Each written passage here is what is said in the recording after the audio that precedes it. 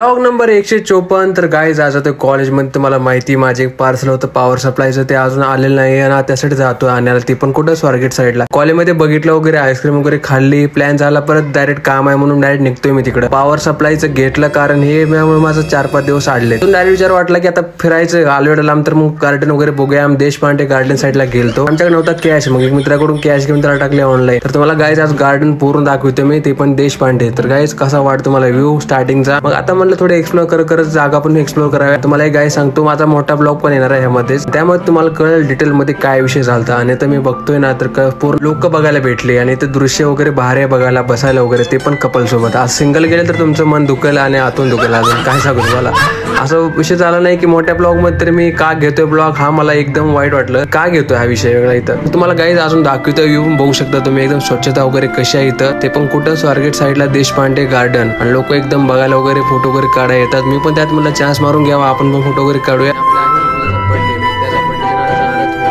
बघूया फुटेज वगैरे घेतोय का नाही. त्यातल्यात मासा वगैरे बघू शकता काय, एकदम साफ पाणी. लास्ट हा काय काय गोष्टी मला दाखवतोय. डायरेक्ट निघतोय घरी इथून आणि रात्री 6 वाजता दृश्य काहीच बघू शकता तुम्ही, एकदम भयानक आणि खतरनाक. हेच होतं गाईज देशपांडे गार्डन, ते पण तुम्हाला स्वच्छ वगैरे आणि एकदम छोटे दिसेल. आणि ते पण वातावरण बघू शकता. रात्री आम्ही भाऊजा वगैरे भेटलो, म्हणजे त्याचा बर्थडे करणार आहे आम्ही रविवारी वगैरे. भेटूया पुढच्या ब्लॉग मध्ये. लाईक, फॉलो, शेअर, सबस्क्राईब आवडला